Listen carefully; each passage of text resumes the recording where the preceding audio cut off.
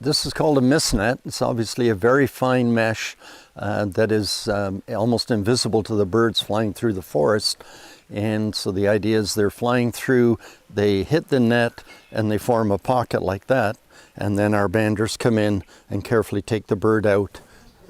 I'm here at the Beaverhill Bird Observatory east of Edmonton. This place is a refuge for birds, and researchers here today are working together to band some of the species that spend their summer seasons here. It's all part of their annual songbird research, work that's become all the more critical as climate change forces migratory birds to adapt. Because this guy already has a band. Yeah. Okay. But there's our little least flycatcher. It's all good to go. Banding and measuring each bird allows researchers to track the health and movements of each species. It's part of a decades-long effort here at Beaverhill Bird Observatory. Researchers here have been carefully banding birds since the 1980s. Okay, so the first thing we need to do is find the vent, which is the butt, and that's right here on my side. So see the butt, because the birds went in head first. So if you find the butt, you know which side they came in from. So that's good. After that, I'm going to grab his toes here. And then I'm going to pull the netting off his toes.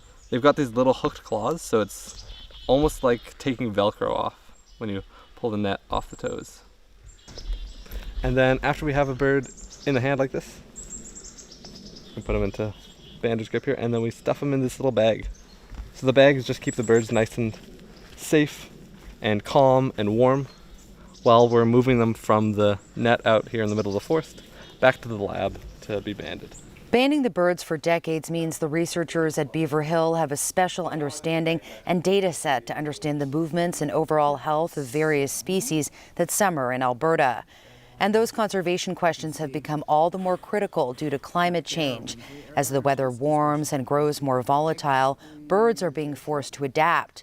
The migratory patterns of birds across North America are changing, and the stakes are high. Species arriving early or leaving late could become out of sync with the resources they need to survive. Well, I think when we started the Bird Observatory in '84, climate change was kind of a low rumble in the background, and we didn't, never conceived that we'd be tracking least flycatchers and showing climate change. So, but we do know that if you've got long-term data sets, then you can explore the changes and the reasons for the changes.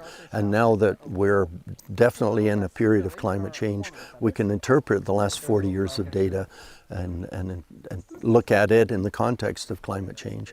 And so if we hadn't got that, then we'd just be guessing. As birds alter their migration patterns to withstand the pressures of climate change, researchers across Canada are keeping closer watch than ever to see which species will be best equipped to adapt.